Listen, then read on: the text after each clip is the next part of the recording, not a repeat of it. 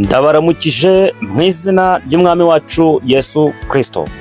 Igitondo cy'umugisha kuri uyu munsi kuwa gatatu itariki 22 z'ukwezi kwa mbere umwaka wa 2025. Muri kumwe nanjye Evangeliste Maniriho Ernest. Uyu munsi tugiye kuvuga ku ijambo ry'Imana, ariko iri ni isezerano Uwiteka Imana yasezeranyije Abraham, ndetse nawe iri sezerano urisezeranijwe uyu munsi.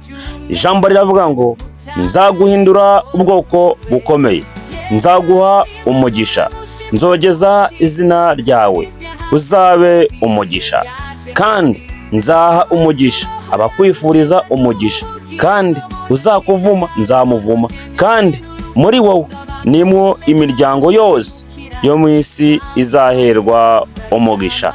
Ndabizi neza ko bishoboka ko waba warihebye, ariko uyu munsi izere Uwiteka Imana gusa, wowe ubwawe uzahinduka umugisha. Niwumve ko birangiye, ahubwo hindukirire Uwiteka Imana, hanyuma ubane n'Imana, ugendane nayo nk'uko uyu Abrahamu yagendanye n'Imana.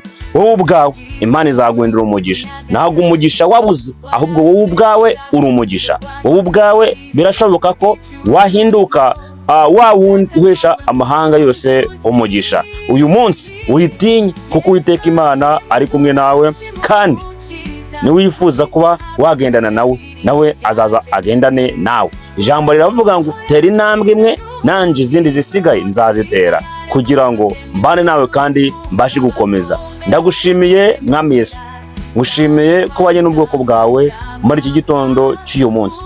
Ngushimiye yuko Mwami wanje witeguye kubagira neza, mu izina ry'Umwami wacu Yesu Kristo, amen.